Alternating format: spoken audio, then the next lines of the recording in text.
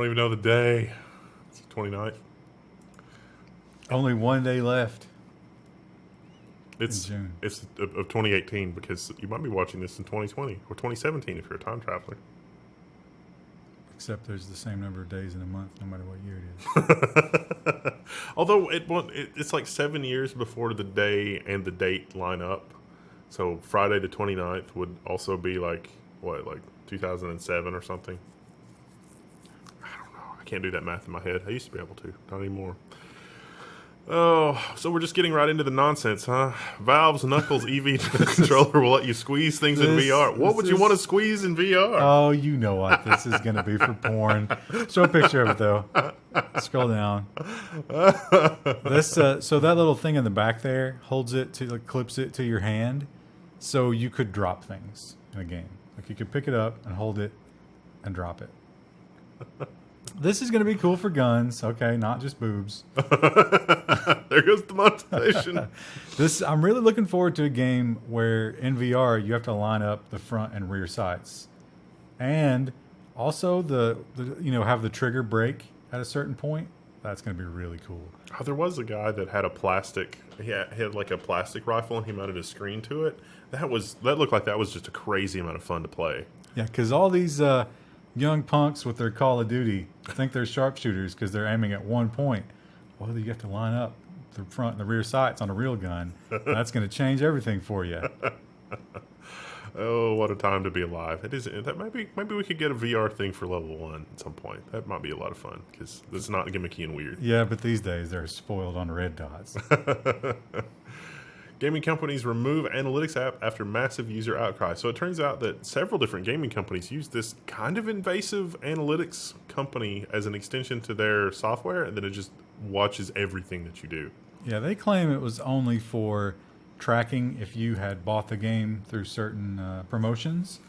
But a lot of people are like, I don't know, I'm watching my network, and it sure is talking back a lot. Red Shell is the name of that. The list of games is pretty comprehensive. A lot of the big names have already agreed to get rid of it. I think the Total War games are the only one on that list that I have. Warhammer Vermintide 1 and 2. I got a free copy of Vermintide 2 with the new Intel processor. So, oh, well, better not play it. I think they're going to remove it. But there is Kerbal Space Program. Yeah. Oh, that's heartbreaking. Civ 6. Oh, wow. Oh, I didn't look at that bottom list. That's disgusting. Why? Yeah, so... Why have you forsaken us, Sid Meier? Why? He's rolling over. Did we figure out if he's alive? I think he is still alive. Yeah. Well, I don't know. The WHO has classified gaming disorder as a mental health condition, so you can be addicted to gaming, apparently. Yeah, they list the worry signs, which it's like, do you get physically messed up if you don't get to game in a certain amount of time? Is it affecting your work life or your personal life? Blah, blah, blah. It seems a little maybe overreaching to say gaming addiction. Although, did you see the story about the little girl who she was playing Fortnite and refused to get up, go to the bathroom. She just peed. I think she was 9 years old. Her parents were like, oh, God. What have we done? She didn't even use a jug. It's like, honey, if you're going to do that, you got to at least let me use the jug.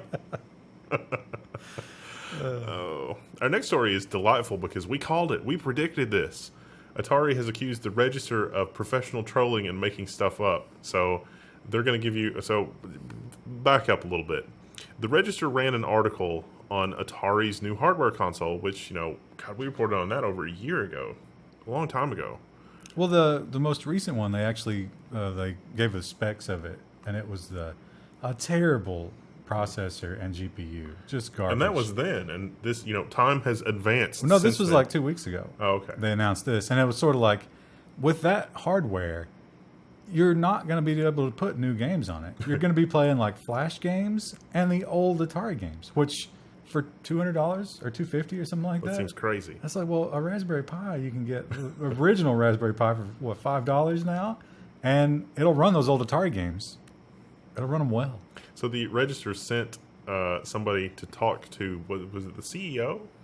I think they were at a trade show somewhere, and they were basically asking him simple questions about it. And it's like, well, does this work? If I take your USB controller that you have for your system and I plug it into my laptop, will Windows recognize it? And he was just like, I don't know. Couldn't tell you. And then they accused the Register of trolling and misrepresenting what was said in the interview. And so the Register's like, all right, here's a recording. And that recording, that guy sounds clueless. It sounds like this product is vaporware and doesn't really exist. They were, I think it was Indiegogo. They were trying to get that new console. So you had to buy it. Or you had to Indiegogo to get on the first round of them. So the Register is saying, we assume based on all this that they don't even have the money to make them. As crappy as they are. How crazy is it that they own the intellectual property and literally can't monetize it for just idiocy? Well, the other problem is every one of those games is online in Java. Yeah. So people can get their nostalgia fix other ways. Yeah. Bethesda has sued Warner Brothers, calling its Westworld game a blatant ripoff of Fallout Shelter. And I was like, and then it turns out that there are bugs in the Warner Brothers game that are present in the Fallout Shelter game. So some kind of shenanigans has gone on here.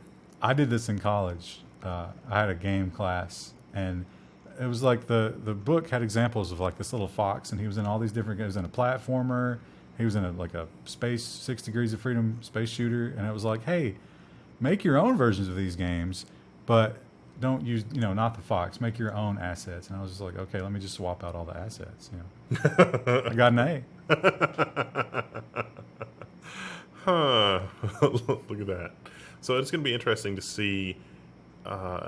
The stuff that comes out of this lawsuit is probably going to be amazing. And it's going to be interesting to see, did they use the same subcontractor? Because there might not be anything really wrong here if they use, depending on what the agreements were, if they use the same subcontractor. But if they hired one contractor and were like, basically we want you to make a Westworld game that's exactly like Fallout Shelter and we're going to try to capitalize on that, then that's not going to be okay.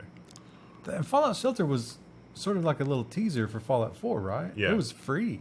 Yeah. So I wonder if they also went free. I think you could, it was one of those waiting games and you could speed up things by spending money. TechCrunch is reporting on a YouTube alternative that has coming out. Instagram's IGTV video hub for creators launches tomorrow. Look out, YouTube, because it's the really, really horrifying thing about this is that it's built for vertical video. You don't have to use vertical video, but it doesn't shun it unlike YouTube, where if you vertical video it, you don't get a vertical video player on YouTube.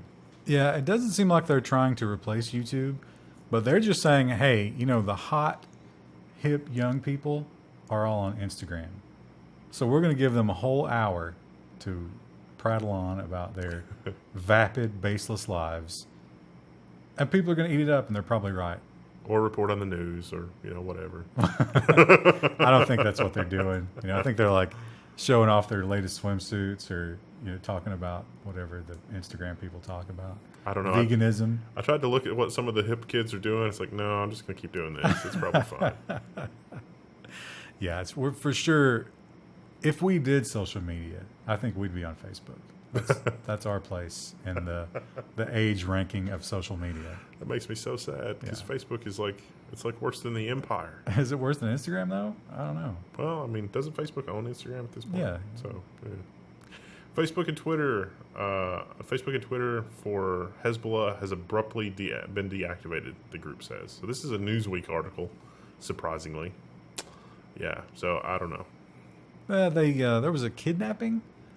Hezbollah did a kidnapping, and some people were blaming it on that, but the kidnapping is still up. So it seems like maybe it's not related to that. But just blocked it. Hezbollah, of course, a lot of people are going to agree that they probably shouldn't be on social media. But once again, it's one of these things where can Twitter and Facebook pick and choose who's on their platform and then cry about, we're not responsible for what's on our platform? That's the argument. Now, I fall on the side of it's theirs, they can do what they want with it. But a lot of people don't agree with that at all. Facebook groups may soon charge monthly subscription fees for access.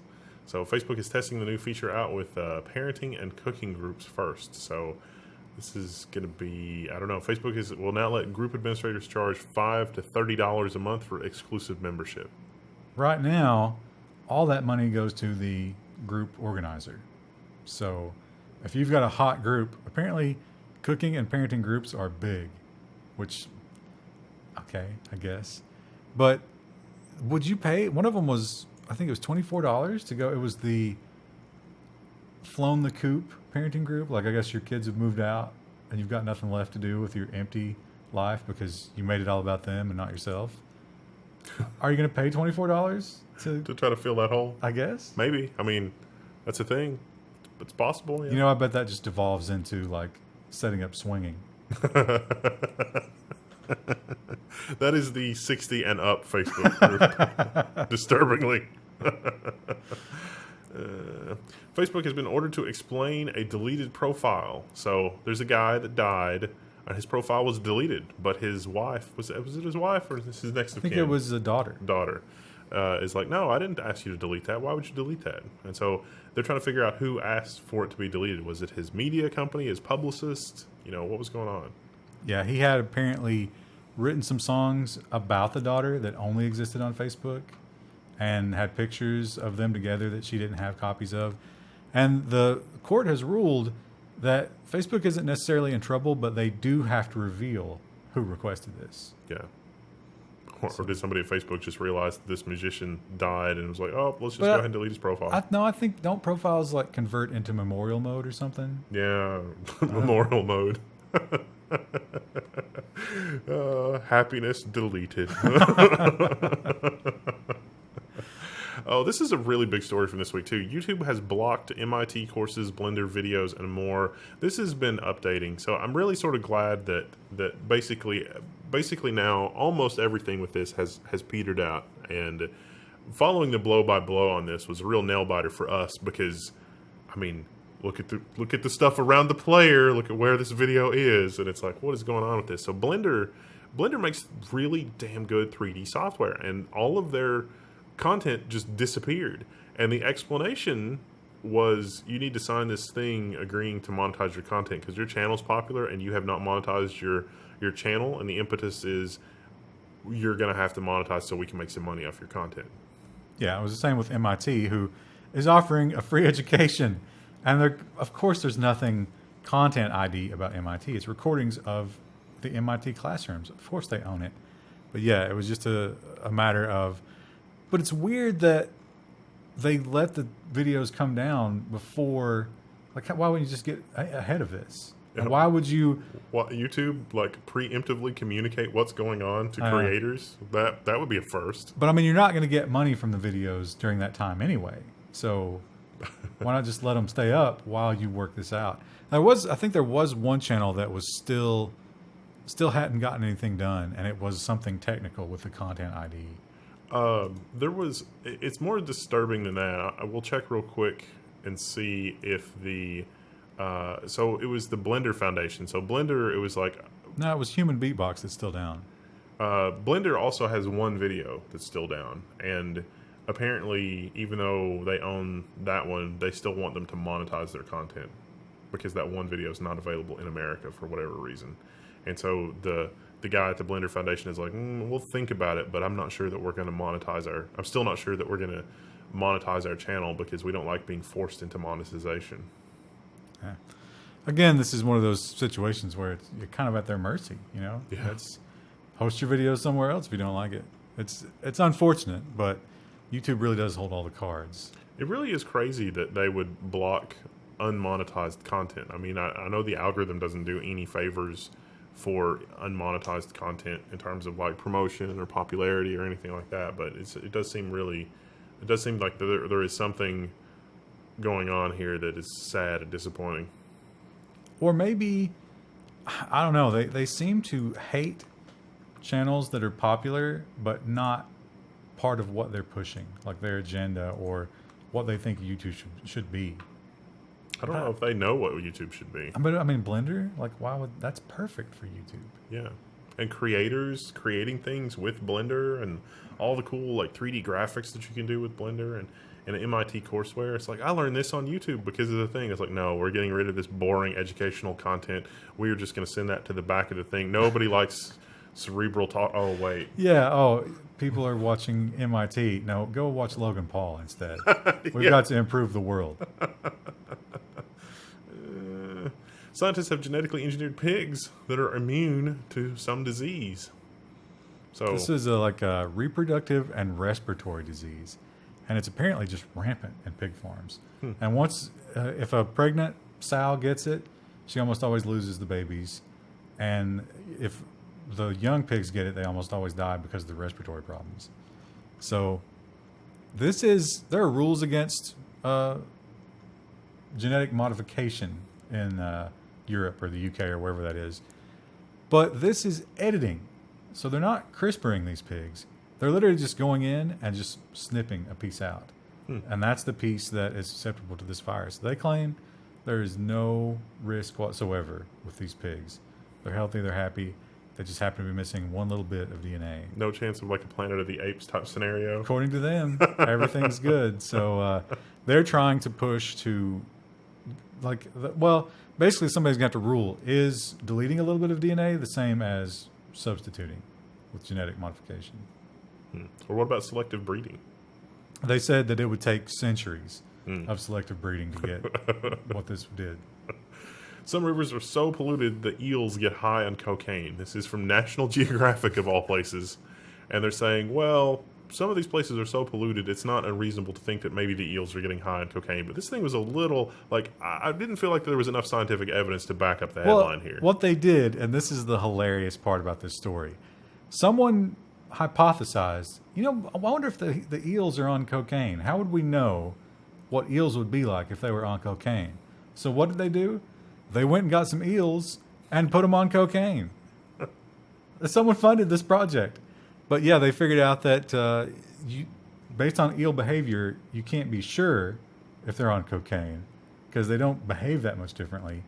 But they do have all these myriad of little health problems. And so they're worried about the eels. What do pigs do if they're on cocaine? You know what? We should get a grant and coke up some pigs. Also, where do you get your cocaine? Who do you call to be like, hey, I'm looking to coke out some eels. Can I get a kilo?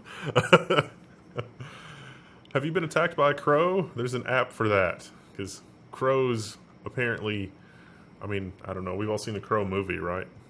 Crows remember and are holding a grudge. They bring people back from the dead? Is that what you're talking about? This is crow tracks. So these crows, when they're guarding their nest, right, this is the time of year when crows are born, if you get anywhere near that tree, they will just attack you because they have that instinct, And so someone has developed an app where you can rate your crow attack and GPS tag it so that others can avoid the attacking crows. That seems like a great way to just say that you're continually being attacked by crows wherever you've buried your treasure. Or competitive businesses. Over at Bob's Donuts, the crows are they're murdering people in the streets. Alexa reportedly says, every time I close my eyes, all I see is people dying. This is a news article. This is Alexa. The AI stories are going to be like the Tesla stories. When the Tesla gets a little bit more. When the AI gets a little bit more in vogue, every other news story is going to be about AI doing something slightly disturbing. Yeah, and this is one guy claiming it. He doesn't have a recording. He can't reproduce it. And I wonder, was he just desperate for some attention? Did he mishear what Alexa said? But he apparently tried to get Alexa to repeat it. I don't know if that's even a command Alexa does, and she wouldn't do it. And that's such a. Of course, we did have remember the evil laughter from Alexa. That was confirmed. They did fix that, but I wonder. That sounds kind of like a song lyric, don't you think? Yeah, maybe something like that. But this guy claims he never used it. It just sat on the table. Like somebody gave it to him as a gift, and they never even woke it up. And then one day, it just said that.